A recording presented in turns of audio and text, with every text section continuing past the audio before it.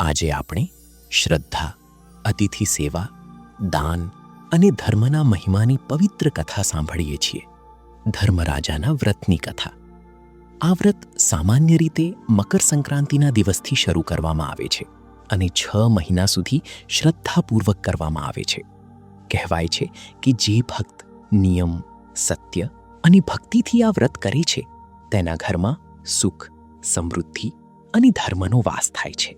એક ગામમાં એક ગરીબ બ્રાહ્મણ રહેતો હતો. તેનું કુટુંબ ખૂબ જ નિર્ધન હતું, છતાં તે અત્યંત ધર્મનિષ્ઠ અને અતિથિસેવી હતો. તેનો નિયમ હતો કે દરરોજ ઓછામાં ઓછા એક અતિથિને ભોજન કરાવ્યા પછી જ પોતે ભોજન લેવું. ઘરમાં અનાજ ઓછું હોય, ધન ન હોય, છતાં બ્રાહ્મણ ક્યારેય પોતાની નીતિમાંથી હટતો નહીં. તે કહેતો, અતિથિ તો ભગવાનનું સ્વરૂપ છે. મારા ઘરમાં આવનાર કોઈ પણ વ્યક્તિ ભૂખ્યો પાછો ન જવો જોઈએ. ક્યારેક આખો દિવસ કોઈ અતિથિ ન આવે તો પણ બ્રાહ્મણ ચિંતિત થઈ જતો, અને ક્યારેક અતિથિ આવે ત્યારે પોતાના પરિવારનું અનાજ આપી તેને જમાડતો. બ્રાહ્મણની પત્ની પણ પતિની ધર્મનિષ્ઠામાં સાથ આપતી હતી. તેમની સાથે એક વિધવા પુત્રી પણ રહેતી હતી. એક વખત ઘરમાં અનાજની ખૂબ તંગી થઈ. બ્રાહ્મણના પુત્રે વિચાર્યું, અહીં રહીને તો જીવન મુશ્કેલ છે. હું પરદેશ જઈને કામ કરીશ અને પરિવારને મદદ કરીશ. એમ કહી તે પરદેશ જવા નીકળી ગયો. થોડા દિવસો પછી ચોમાસું આવ્યું. આકાશમાં ઘનઘોર વાદળો છવાઈ ગયા અને સતત વરસાદ વરસવા લાગ્યો. રસ્તાઓ બંધ થઈ ગયા. ગામમાં આવન જાવન બંધ થઈ ગઈ. બ્રાહ્મણ રોજ અતિથિની રાહ જોતો, પરંતુ કોઈ આવતું નહીં. ઘરમાં અનાજ પણ નહોતું. દિવસો સુધી પરિવાર ઉપવાસમાં રહ્યો. તેમ છતાં તેઓ ભગવાનનું સ્મરણ કરતા અને કહેતા, ભગવાને આપ્યું છે, ભગવાન જ સંભાળશે. આપણે ધર્મ અને ભક્તિ ક્યારેય છોડવાના નથી. તેમની ભક્તિથી પ્રસન્ન થઈ ભગવાને તેમની પરીક્ષા લેવાનું નક્કી કર્યું. ભગવાન હંસનું સ્વરૂપ ધારણ કરીને બ્રાહ્મણના ઘરે આવ્યા. બ્રાહ્મણ અને બ્રાહ્મણી હંસને જોઈ ખૂબ પ્રસન્ન થયા, પરંતુ ઘરમાં અતિથિને ખવડાવવા માટે કશું જ ન હતું. બ્રાહ્મણી ઘી, દૂધ અને જે થોડી વસ્તુઓ હતી તે હંસની સામે મૂકી.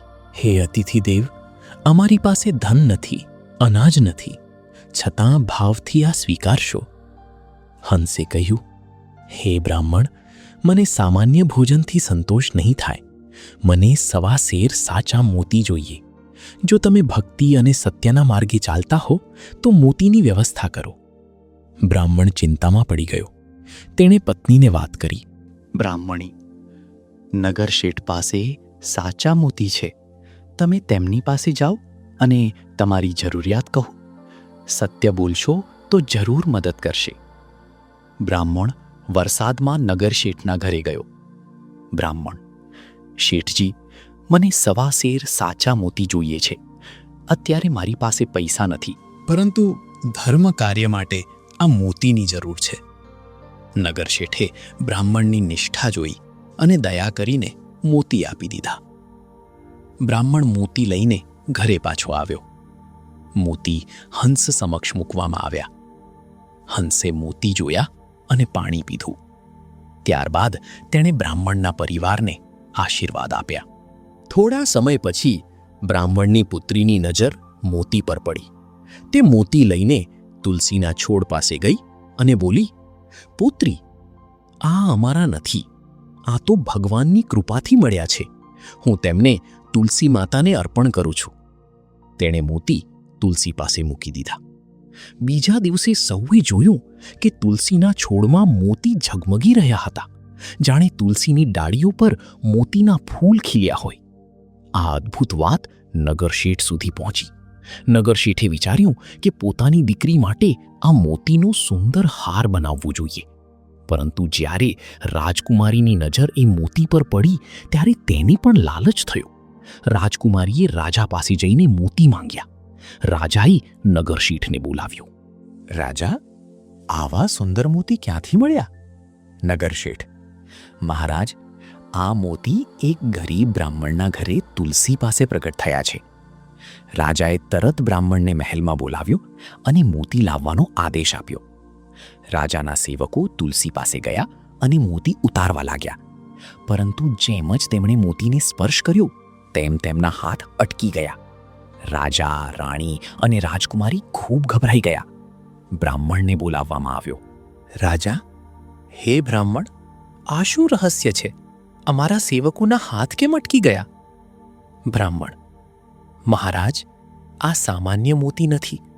આ તો સત્ય, ભક્તિ, અતિથિ સેવા અને ધર્મરાજાના વ્રતના પ્રભાવથી પ્રાપ્ત થયેલા મોતી છે. લાલચથી તેમને મેળવવા શક્ય નથી. નિયમ, ઉપાસના અને દાનથી જ આ બંધન દૂર થશે. રાજા અને રાણીએ પોતાની ભૂલ સ્વીકારી.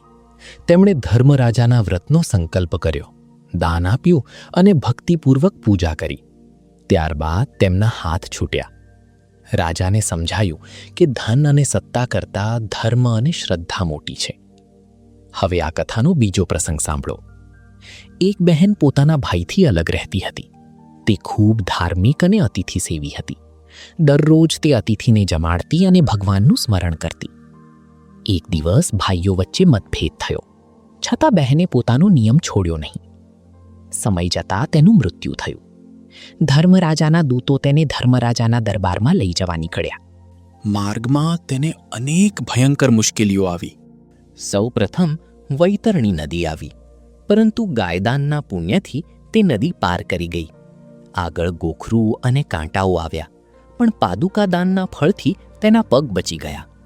ત્યારબાદ તપતા અંગારા આવ્યા, પરંતુ છત્રીદાનથી તેને રક્ષણ મળ્યું. ભૂખ અને તરસ લાગી ત્યારે અન્નદાન અને જળદાનના પુણ્યથી તેને રાહત મળી. વસ્ત્રદાનના ફળથી નિર્વસ્ત્રતાનું દુઃખ ટળ્યું. આ રીતે દાન અને વ્રતના પ્રભાવથી તે ધર્મરાજાના દરવાજે પહોંચી.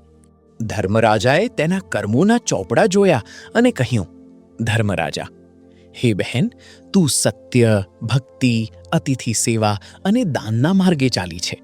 હવે તું મૃત્યુલોકમાં પાછી જા અને લોકોને ધર્મરાજાના વ્રતનો મહિમા સમજાવ. આ વ્રત 6 મહિના સુધી કરવું. 16મા મહિને વિધિપૂર્વક તેની ઉજવણી કરવી. ધર્મરાજાએ વ્રતની વિધિ સમજાવી.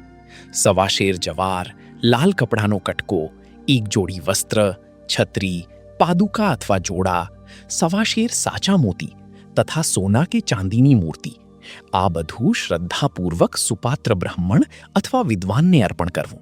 1.25 શેરની સુખડી બનાવી તેના 4 ભાગ કરવા. 1 ભાગ બ્રાહ્મણને, 1 ભાગ ગાયને, 1 ભાગ રમતા બાળકને અને 4થો ભાગ પોતે પ્રસાદ રૂપે લેવો. જે ભક્ત શ્રદ્ધાથી આ વ્રત કરી છે તેના ઘરમાં લક્ષ્મીજી પ્રસન્ન થાય છે, દુઃખ દૂર થાય છે અને સુખ સમૃદ્ધિ વધી છે. આ વ્રતનો સાચો અર્થ માત્ર વિધિમાં નથી.